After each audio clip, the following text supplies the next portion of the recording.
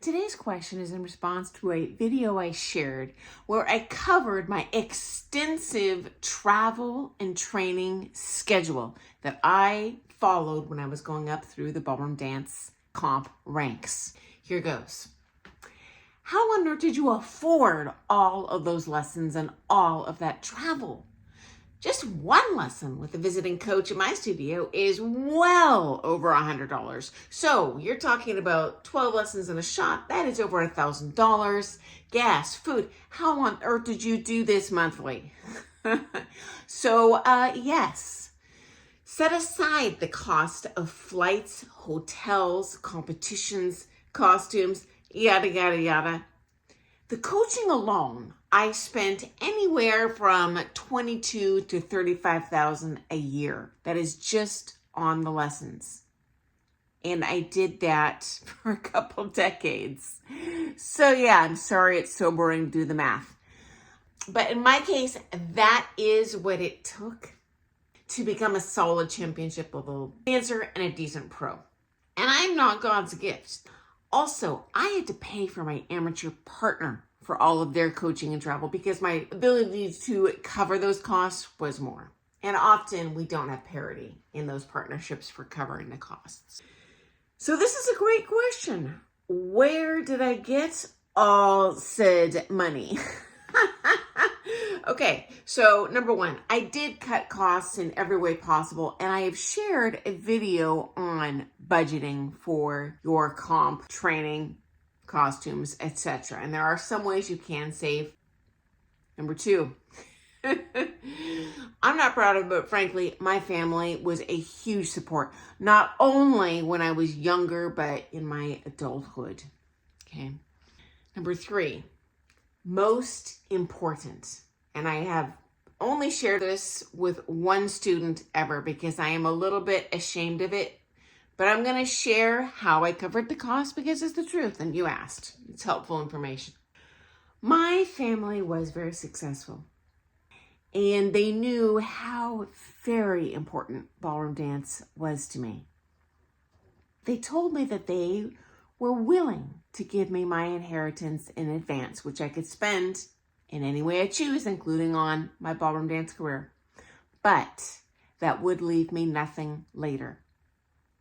In their case, they did recognize and respect the benefit of experiences in life. And not everything is a diamond ring or a car or cash in your pocket. Experiences do have value. And you can pretty much get anything you want in life. But everything comes at a cost. And in this case, for my ballroom dancing, it literally cost me everything. It cost me every penny I had. It cost me every penny I would have in the future. Now, if I were to go back, would I do it again? Honestly, yes, I would. It was worth it. It was so joyful. I got a career out of it. It was amazing. But I cannot, in good conscience, recommend this to you. I wouldn't recommend it to anyone. This is a deeply personal choice. Okay. For me, I happen to look out to be able to compete in the pros, to become a teacher, to actually get clientele. There are no givens. You don't get to be a pro dancer just by dropping all this money. I could have just as easily placed dead last in every single comp. Trust me, it's happened. I've seen people drop a fortune and get nowhere. Or people that do well in comps, they drop all of their money looking forward to this amazing career where they can make that money back. Guess what? They can't teach. No one wants lessons from them. What do they have? Nothing.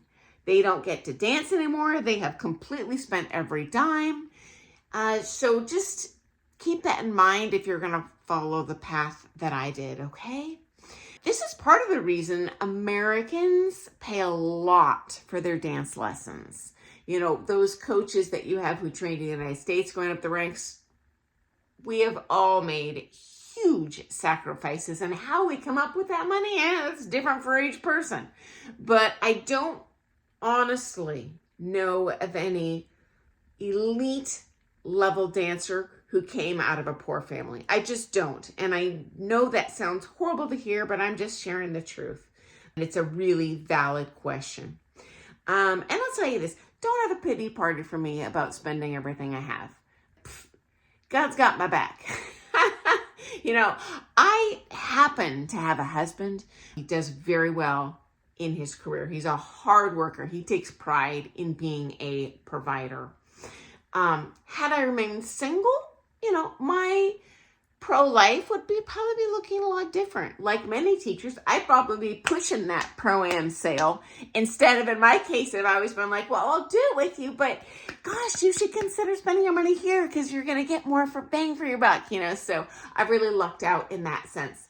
And to be crystal clear, I had exponentially more assets than my husband when we married, okay? So that was not the case back then, okay?